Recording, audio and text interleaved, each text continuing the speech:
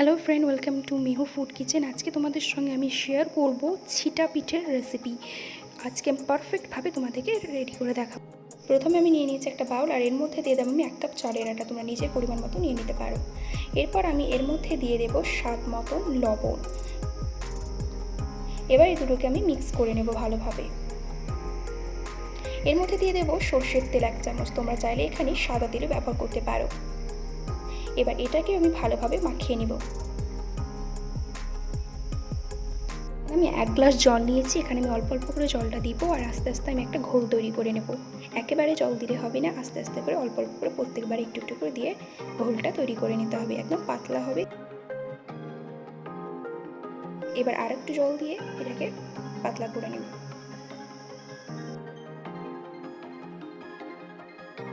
আমি বলে দিচ্ছি যে কতটা পাতলা করতে হবে, যেন একটা আঙুলটা দিয়ে এভাবে যেন দেখা যায়, একটা লেয়ার যেন লেগে যায় সাদা পরত। এর মধ্যে আমি একটা ডিম ফাটিয়ে দিয়ে দেবো। এটাকে এবার ব্যাটারের সঙ্গে ভালোভাবে মিক্স করে নেব, ফেটে নেব। ভালোভাবে মিক্স করা হয়ে গেছে। যখনই কড়াই দেবে তার আগে একবার এভাবে নেড়ে নেবে। আমি এখানে প্যানটা চাপিয়ে দিয়েছি, এতে তেল দিয়ে দিয়েছি, তেল গরম হয়ে গেছে।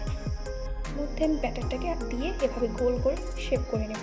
দেখতেই পাচ্ছ, এরকমভাবে তোমাদেরকে দিয়ে দিতে হবে।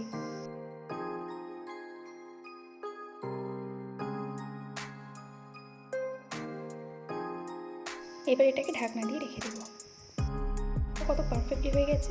এবার আমি এটাকে সুন্দরভাবে একটু ভাজ করে নেব। এভাবে তোমরা ভাজ করে নিয়ে নিতে পারো সুন্দরভাবে। দুই দিকটাকে একটু সেঁকে নেব।